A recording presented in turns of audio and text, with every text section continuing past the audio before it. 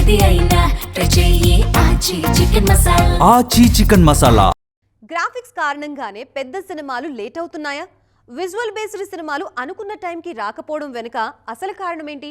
Makers కి సరైన planning ఉండట్లేదా, లేదంటే విజువల్ ఎఫెక్ట్స్ పనుల్ని ముందుగా అంచనా వేయలేకపోతున్నారా?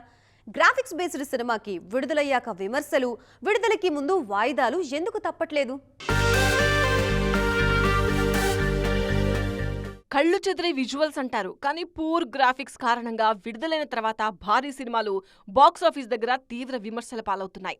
ప్రభాస్ నటించిన ఆదిపురుష్, రాజాసాబ్ లాంటి సినిమాలకు 400 కోట్లు ఖర్చు పెట్టామని చెప్పినా ఫైనల్గా థియేటర్స్లో ఆ విజువల్స్ రిజల్ట్ ఎలా ఉందో అందరికీ తెలిసిందే. అప్పట్లో ఆచార్య గ్రాఫిక్స్పై ఇలాంటి విమర్శలే వచ్చాయి. టెక్నాలజీ వాడడంలో ముందుండే శంకర్ లాంటి దర్శకుడు తీసిన గేమ్ చేంజర్ సినిమాలో కూడా గ్రాఫిక్స్ మీద దారుణమైన కామెంట్స్ రావడం అందరినీ ఆశ్చర్యపరిచింది. శంకర్ లాంటి విజనరీ మేకర్ నుంచి ఇలాంటి నాసిరకం విజువల్స్ ఊహించలేదెవరు. ఇక Pavan Kalyan periodic cinema Harihara Veeramallu VFX గురించి ఎంత తక్కువ మాట్లాడుకుంటే అంత మంచిది. ఖచ్చితమైన విజన్, పక్కా ప్లానింగ్ లేకపోవడం వల్లే ఇలాంటి 100 కోట్ల సినిమాలు నాసిరకం అవుట్పుట్తో విమర్శల పాలవుతున్నాయనేది కాదనలేని వాస్తవం. ఎప్పుడడిగినా క్వాలిటీ కోసమే వాయిదా అంటారు, కానీ ఆ క్వాలిటీ విడుదలైన తర్వాత సినిమాలో కనిపించకపోవడమే అసలు మ్యాజిక్. మరి లోపం ఎక్కడుందో మన దర్శక నిర్మాతలకే తెలియాలి.